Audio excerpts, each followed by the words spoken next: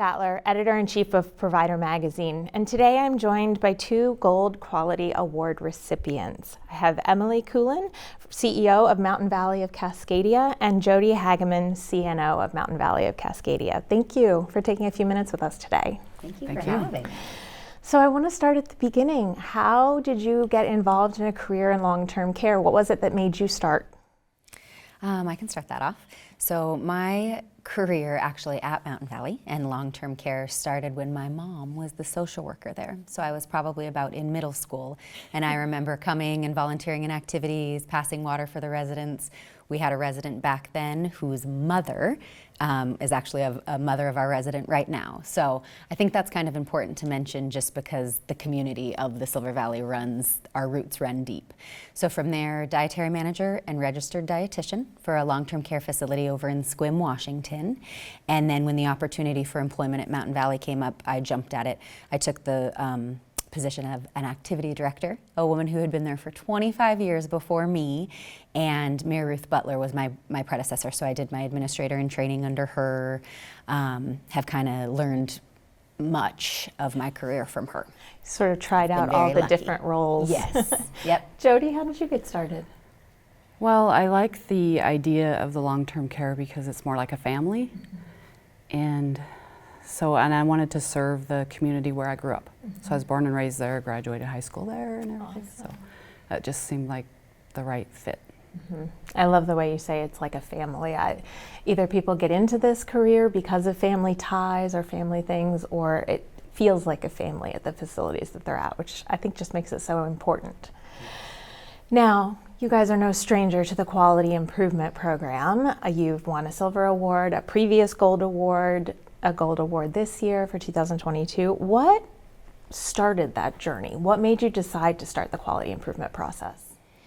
Well, I think just by default, it is in Mountain Valley's DNA. So I started at Mountain Valley in 2005, and that is when we got our first, I think bronze was our first award in 2005. Oh, actually, I started in 2008. Sorry about that. So we've just been doing it the entire time. We truly feel we've kind of drank the Kool-Aid, is our joke. So we feel like the processes, the systematic, repeatable processes that come from following that kind of Baldrige criteria, the quality award journey is what makes us great. We talk about it in such regular conversation. Our floor staff are aware of the journey that we're taking and why we're doing it. Certainly that it's not just about the award at the end, although those are nice, and this has been quite a fun trip. But all the processes that go with it and kind of making your improvement, making your organization as good as it can be. Yeah, our previous CEO was into the quality program as well, so. And you see those results that come from following the guidelines, and so it's just really a great opportunity to kind of shine and have those results out in the world. And we talk about it as a journey, but I agree with you, the award is such an accomplishment. So receiving the Gold Quality Award, what has this meant for you as leaders? What does it mean to your staff and your facility? How's everyone sharing in that award? Well, I think just such pride. Yeah.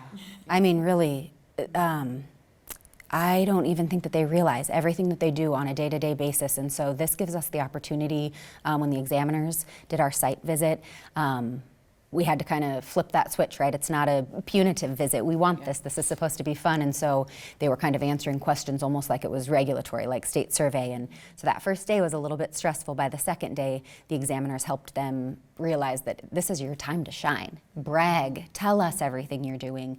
When you say that you do that on the day-to-day, break that down for us. Tell us about that process. And they were able to realize just how amazing this accomplishment is. And I think they're so proud of that.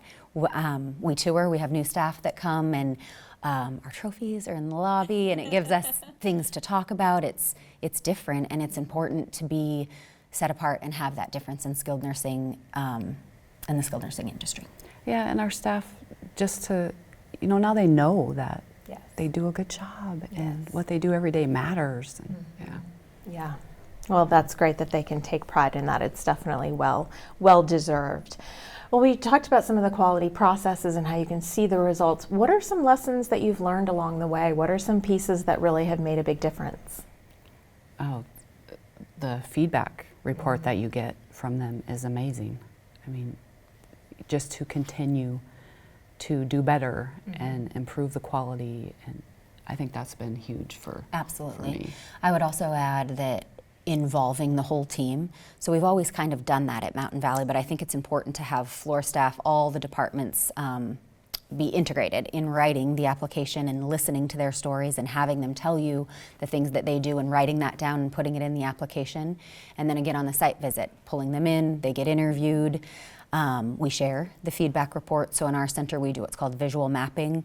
So when the examiner's feedback report comes, we'll print off and we'll highlight, look at, these are the strengths, these are all the things that we said that we did that they reinforced when they visited and when they deep dove into our application.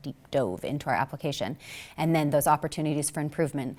So at Mountain Valley we joke about speaking the Baldridge Bibble Babble, and so they know what OFIs are and those opportunities for improvement, and that's tough sometimes to read, like, hey, we're doing pretty good, but these are the things that we can do better. And so we read that, we reread that, we reflect on that, and then refine our processes so that we take that feedback that they give us, because that is so valuable. It is, and that's what we want to be. You know, we want to provide the best care that we can for the residents that we have. And if you think about the examiners, along the way, the bronze, silver, gold examiners, all of them, we are one facility in the midst of hundreds across, thousands across the United States. So they see other facilities and they have so much knowledge to give us. It's Really looking at those results, not only as great achievements, but as ways to pick out lessons learned and places to devote more attention. Those results speak for themselves. Well, what would you give to someone who is just starting as some advice, or someone who's not sure if they want to start a quality improvement journey? What would you tell them? Do it. Just do it. I mean, you just have to do it, because you could think about it forever and then get nervous or think you don't have the time. But just start it. Jump in and just start. Well, and this is a perfect example. So people who are probably watching this video are already there. These are the types of things that you do. Just baby step into it. ACA has a plethora of tools that you can do. The bronze, there's this whole criteria series that you can just watch, and it writes the bronze application for you. ACA and Cal staff are the best at responding to emails and any requests that you have, so just reach out to them. We're learning, as being a recipient, that people will just call our facility, and we're very friendly. And so we will give them things that they need. You reach out to people that are in the industry and steal shamelessly from them. So if we're Cascadia Healthcare, we have a parent organization, so if there's other centers in your organization that have asked to read their bronze, asked to read their silver, have them read your rough drafts and kind of rely on each other in the industry.